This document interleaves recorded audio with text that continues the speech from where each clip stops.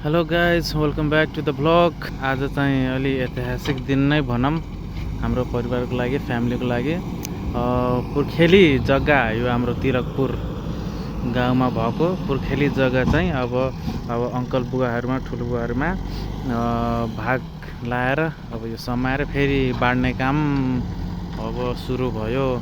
भनेपछि आजको दिन अलिकति के भनौँ, खुसीको दिन पनि छ, दुःख पनि लागिरहेछ। अब यतिका वर्षसम्म हामीले अब सँगसँगै लगाइरहेको खेत धान होइन रोप्ने सबै काम गर्ने, तर आज अब अहिले सबै अब सबको भाग लगाएर अब छुट्टी लगाउने काम भइरहेछ।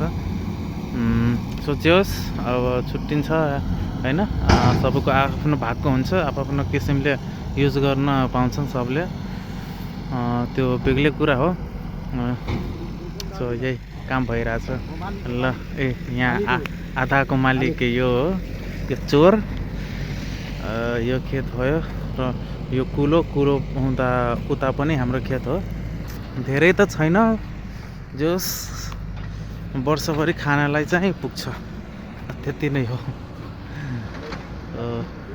यो चाहिँ पोखरी हो।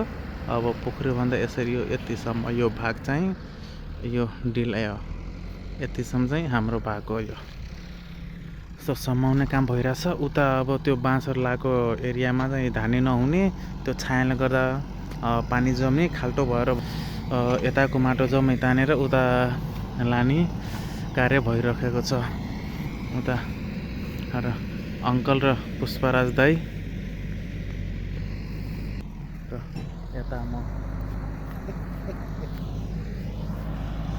काम भइरहेछ धमाधम। बिहान पानी परेर अलिकति काम ढिलो भयो, नभए लगभग आधा सकिन्थ्यो। अब भोलि हुन्छ, भोलि बिहानदेखि अब भोलि पर्सिमा सकिन्छ लगभग। यो खन्दाखेरि लगभग 1 2 3 सर्प जति भेटिसक्यो हामीले। गौवन सर्प भन्छ, किङ कोब्रा भन्छ सायद इङ्ग्लिसमा। त्यही अब त्यो खन्दै जेसिबीले त्यो आधा नै छिन्नियो के सर्प नै। अब त्यही पनि छटपटाइराख्ने हिँडिराख्ने भयो थियो सर्प, त्यस्तो थियो। कति सर्प भेटेछन् यहाँ भित्र कति लुक्या हुन्। यही चलिरहेछ। पुष्पराज दाइ र अङ्कल